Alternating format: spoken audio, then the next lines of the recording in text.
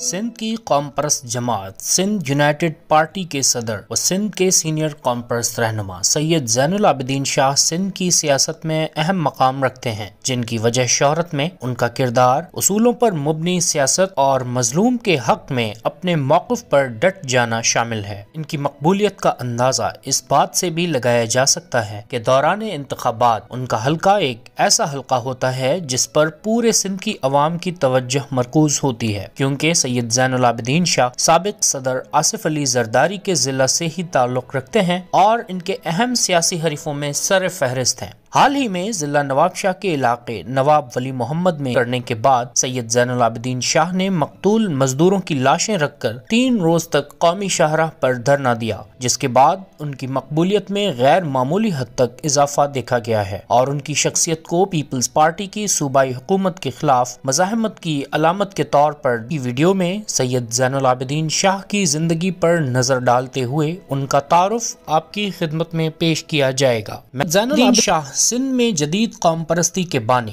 سائیں G M سید کے گھرانے کے چشم و چراغ ہیں۔ 5 اکتوبر 1966 کو سائیں جی ایم سید کے صاحبزادے سید امداد محمد شاہ کے گھر میں ان کی پیدائش ہوئی۔ ان کے والد سید امداد محمد شاہ نے MRD کے دوران پنہو چانڈیو نامی گاؤں کے احتجاج کرنے والے باشندوں کی لاشوں کی اس وقت وارثی کی جب اس دور میں وہ پیپلز پارٹی بھی ان شہداء کو فراموش کر چکی تھی کہ جس کو MRD ہی کی مرہون منت اقتدار ملا تھا۔ سید زین العابدین شاہ کے دادا غلام مرتضی سید المعروف سائیں جی ایم سید کا تعلق قاظمی خاندان کے ساتھ ہونے کے باعث ایک لحاظ سے حضرت علی کرم اللہ وجہ کے خاندان کے ساتھ ہے، لیکن وہ بلاولی طریقت میں حیدر شاہ سنائی کی پیروی کرتے ہوئے سندھ کے عشق میں فنا فل سندھ ہو گئے اور 1995 میں پیپلز پارٹی ہی کے دور حکومت کے دوران ایمنیسٹی انٹرنیشنل کی جانب سے ضمیر کے قیدی کا خطاب حاصل کرنے کے بعد ہسپتال میں ہی قید کاٹتے ہوئے دار فانی سے رخصت ہو گئے۔ سید زین شاہ نے ابتدائی تعلیم سن نامی اپنے قصبے کے پرائمری اسکول جس کے بعد کیڈٹ کالج پٹارو سے انٹرمیڈیٹ کرنے کے بعد وہ مہران انجینئرنگ کالج نواب شاہ سے بطور الیکٹریکل انجینئر فارغ التحصیل ہوئے۔ اس وقت انہیں وابڈا میں الیکٹریکل انجینئر کی نوکری ملی اور انہیں جامشورو میں واقع تھرمل پاور ہاؤس میں تعینات کیا گیا اور بعد ازاں انہیں حکومت سندھ کے ماتحت ایک ادارے میں میرٹ پر الیکٹریکل انسپیکٹر کی نوکری ملی تو انہوں نے وابڈا کو خیر باد کہہ کر نئی نوکری پر اپنی ذمہ داریاں سنبھال لی۔ 1995 میں انہیں اس وقت کے وزیر اعلیٰ سندھ سید عبداللہ شاہ کی جانب سے ایک نوٹس موصول ہوا جس میں لکھا تھا کہ آپ سرکاری ملازم ہونے کے باوجود بھی سیاسی سرگرمیوں میں ملوث ہیں، کیوں نہ آپ کو نوکری سے فارغ کیا جائے۔ سید زین العابدین شاہ نے اسی روز نوکری کرنے کا فیصلہ ترک کرتے ہوئے سیاست کو ترجیح دی۔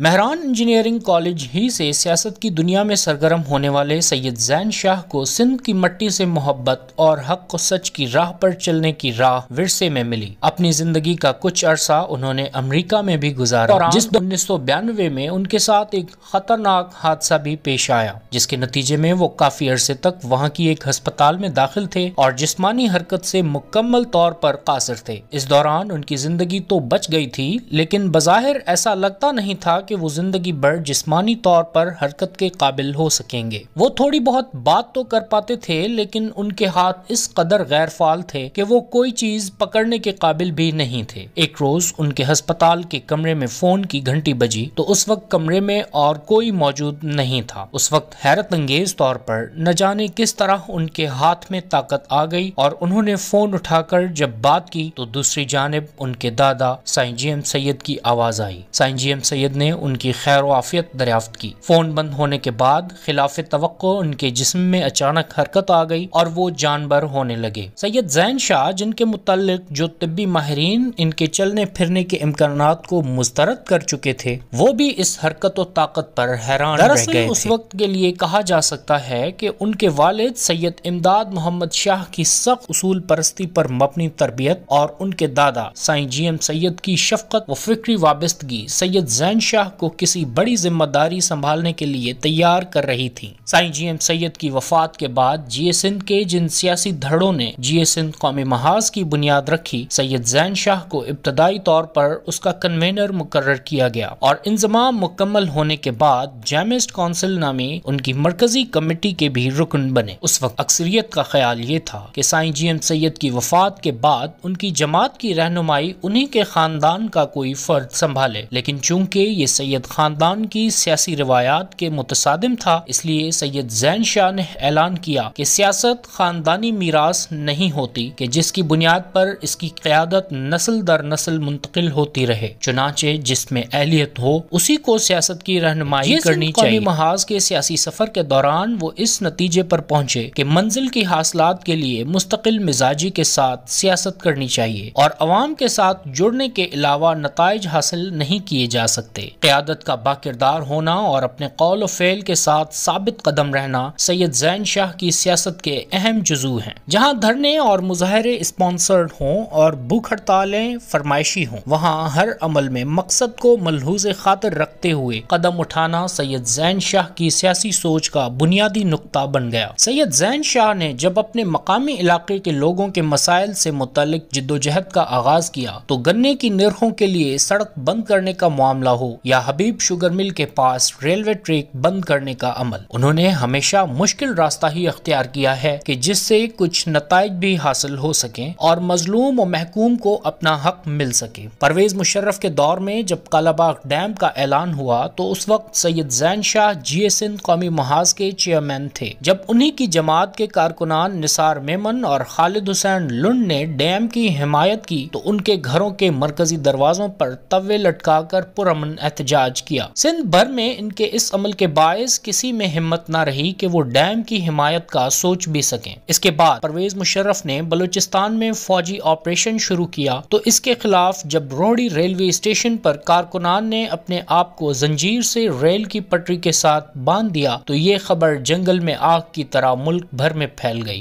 اس طرح کے تمام اعمال سید زین شاہ کی اس سوچ کی عکاسی کرتے ہیں کہ کسی اور کی خواہش یا اسپانسرشپ کے بجائے جب آپ مقصد و منزل کو مد نظر رکھتے ہوئے جدوجہد کے راستے خود طے کرتے ہیں تو اس کے نتائج عوام کے درمیان آپ کی حیثیت بنانے کے لیے تاریخ رقم کرتے ہیں۔ سید زین شاہ نہ صرف جرأت و بہادری کی مثال ہیں بلکہ اس کے ساتھ ساتھ وہ عوام کا درد اور مٹی سے محبت کرنے والے رہنما بھی ہیں۔ وہ محض فراغ دل و ترقی پسند سوچ رکھنے والے فرد ہی نہیں ہیں بلکہ عملی طور پر بھی ہر اس پسماندہ طبقے کا سہارا ہیں جس کو معاشرے میں کوئی حیثیت حاصل نہیں ہوتی۔ ان کے علاقے سکرنڈ میں بسنے والے سید خاندان ان کو پسند کریں یا نہ کریں، لیکن سید زین شاہ کی محافل میں بھیل، باگڑی، کولی اور اوٹ بھی اسی کرسی پر براجمان نظر آتے ہیں جس پر کوئی بڑا آدمی بیٹھتا ہے۔ اگر کسی کی تکلیف میں ساتھ دینے کی ضرورت پیش آتی ہے تو وہ یہ نہیں دیکھتے کہ مظلوم ان کا ووٹر ہے بھی یا نہیں، بلکہ اس مظلوم کا ساتھ دینے کے لیے پہنچ جاتے ہیں۔ جب بحریہ ٹاؤن کے متاثرین کے ساتھ زیادتی ہوئی تو سید زین شاہ نے بحریہ ٹاؤن کے ملحقہ گوٹھوں کے دورے کیے، جہاں لوگوں کے ساتھ ملنے کے بعد انہیں محسوس ہوا کہ یہ لوگ جن کے ووٹر ہیں دراصل وہ بھی سرکاری مشینری کا حصہ ہیں اور مقامی وڈیروں کے نمائندگان بھی بحریہ ٹاؤن کے بروکر کا کردار ادا کر رہے ہیں۔ 6 جون کو جب بحریہ ٹاؤن کے سامنے دیے گئے تاریخی دھرنے کی پاداش میں سید زین شاہ کے اوپر مقدمات دائر کیے گئے تو انہوں نے دیکھا کہ مقامی لوگوں کو بھی انہی دہشت گردی کے کیسز میں ملوث دکھایا گیا ہے۔ اس بات سے انہوں نے محسوس کیا کہ کل کو اگر دیگر سیاسی جماعتیں جھکتی ہیں یا سیاسی رہنما اپنی جان چھڑا کر چلے گئے تو انہی مقامی لوگوں کو جبر کے ساتھ زمینیں فروخت کرنے پر